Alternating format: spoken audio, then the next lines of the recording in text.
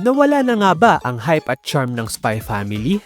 In case hindi nyo pa alam, lumabas na ang Season 3 ng hit anime na Spy Family, and although nagtatap pa rin to sa mga anime charts, pero compared sa mga previous season, na kahit saan ka tumingin, makikita mo si Anya. So curious ako, nag-pick na nga ba ang Spy Family? Mina, what's up? Let me address this first. Personally, enjoy na enjoy pa rin ako sa panonood ng Spy Family. Like, ito yung anime na consistent inaabangan ko since debut nito noon pang 2022. At ako na yung magsasabi na quality-wise, ganun pa rin naman siya. In fact, mas gumaganda pa nga yung kwento. Pero there's something in me na bakit parang hindi na masyado trending tong palabas na to. Of course, wala akong data to back it up, pero possible na yung algorithm ko ang hindi nagpapakita ng any Spy Family content sa socials ko. Pero before that, kung first time mo at wala kayong idea sa Spy Family, bigyan kita ng quick recap about sa anime na to. In fact, may dalawa na rin akong video about sa Spy Family sa channel ko. Anyway, kaya i-summarize ang kwento na to in less than 30 seconds. Sila ang Forger family, pero hindi talaga sila related by blood. Ito ang fake family na inassemble ng secret agent na si Lloyd Forger para sa mission ng WISE or Westalis Intelligence Eastern Focus Division. Part ng mission ay mapalapit sa political figure na si Donovan Desmond. Kaya gamit ang fake family niya, in-enroll ni Lloyd si Anya sa Eden Academy para maging close ito sa anak ni Donovan na si Damian. Speaking of Anya, si Anya ay isang batang may telepathy powers which tinatago niya sa lahat, and basically si Anya ang mascot sa anime na to.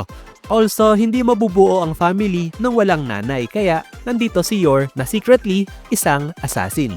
In short, lahat sila may mga tinatago sa isa't isa para hindi mabuwag itong Forger family. So yeah, basically yan lang naman ang need nyo malaman. In fact, pwede nyo nga silipin yung season 3 nitong Spy Family nang yung basic info lang na yan ang baon nyo, and makakasunod na kayo sa kwento. Which I think isa rin sa naging reason kung bakit compared sa mga sobrang epic na anime ngayon, medyo nawala bahagya yung hype sa Spy Family.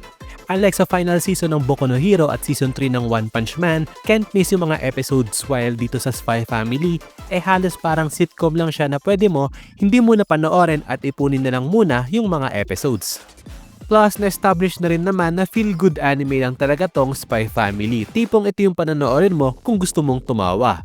Occasionally, nagbo-move naman yung plot ng Spy Family, lalo dito sa first few episodes ng Season 3, at kahit sabihin na gag show lang to, isipin pa rin natin na may point A to point B pa rin tong sinusunod na eventually doon pupunta yung kwento.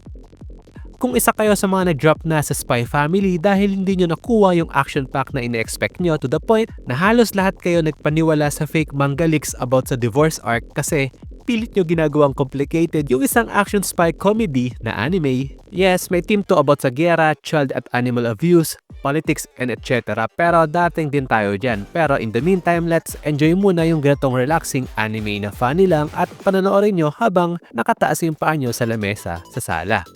Pwede naman yung ganun, di ba? So that's it, Mina. Nag-enjoy ba kayo sa video? If give me a thumbs up. Tingin nyo, wala na ba yung hype sa Spy Family o delulu lang ako? Comment down below. With that, well, yun lang.